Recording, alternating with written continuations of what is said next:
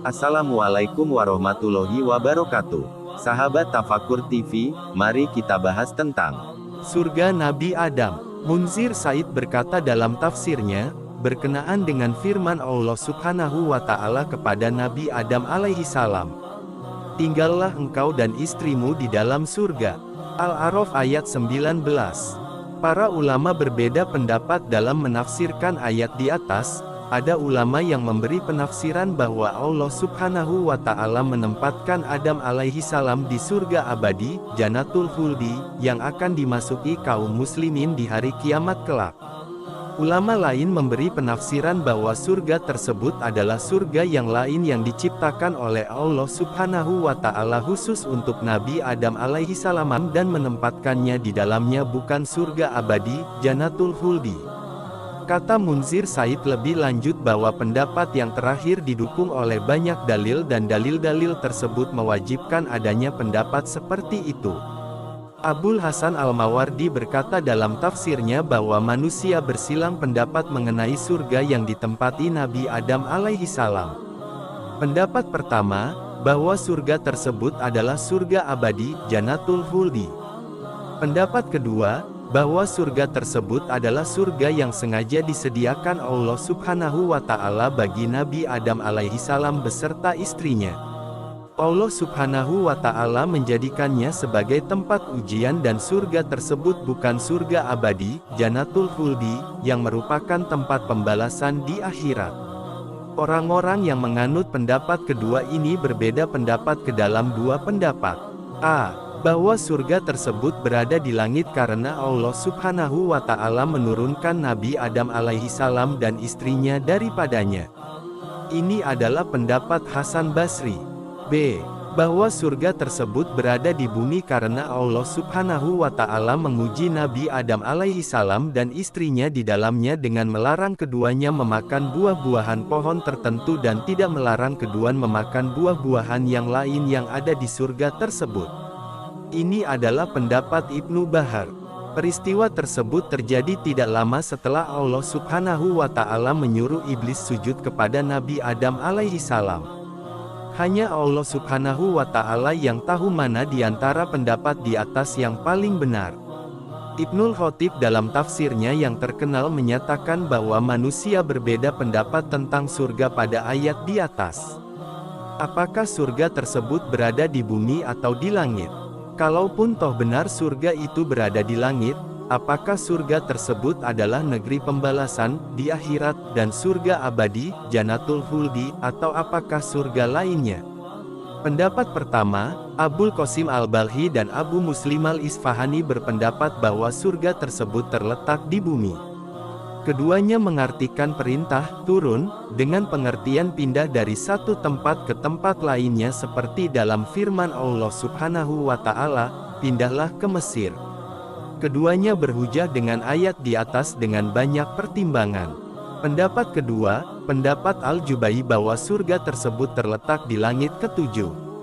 Pendapat ketiga, pendapat mayoritas sahabat-sahabat kami yang mengatakan bahwa surga tersebut terletak di negeri pembalasan, di akhirat.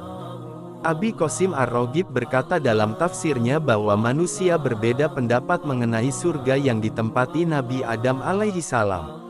Ahlul Kalam berpendapat bahwa surga tersebut adalah taman yang disediakan Allah Subhanahu wa Ta'ala bagi Nabi Adam alaihi salam sebagai ujian baginya dan bukan surga tempat tinggal abadi, Darul Khuldi. Abu Isa Ar-Romani dalam tafsirnya menyebutkan beberapa dalil yang dipakai hujah kedua pendapat tersebut. Pendapat keempat, bahwa semua pendapat di atas mungkin bisa saja diterima karena dalil-dalil yang ada saling kontradiksi, maka sikap yang paling tepat adalah sikap tawakuf diam dan tidak memastikannya dengan arti tertentu. Ibnu Zaid Al-Maliki pernah berkata dalam tafsirnya, saya pernah bertanya kepada Ibnu Nafi tentang surga, apakah sudah ia diciptakan atau belum? Ibnu Nafi menjawab, diam tidak membicarakan masalah ini adalah langkah yang paling bijak. Ibnu Uyainah berkata mengenai firman Allah Subhanahu wa Ta'ala, sesungguhnya engkau tidak akan kelaparan di dalamnya dan tidak akan telanjang. Toha ayat 118. bahwa surga tersebut berada di bumi. Ibnu Nafi dan Ibnu Uyainah adalah dua imam besar. Mereka tidak mengetengahkan pendapat yang berlawanan dengan pendapat keduanya. Ibnu Qutaibah dalam bukunya Al-Ma'arif setelah membahas ciptaan Allah Subhanahu wa Ta'ala terhadap Adam alaihi salam dan istrinya berkata bahwa setelah itu Allah Subhanahu wa Ta'ala meninggalkan keduanya dan berkata kepada keduanya, "Berkembang bikalah, perbanyaklah anak-anak, penuhilah bumi, kuasailah ikan-ikan di lautan, burung-burung di langit, hewan dan rumput di bumi dan pepohonan serta buah-buahan."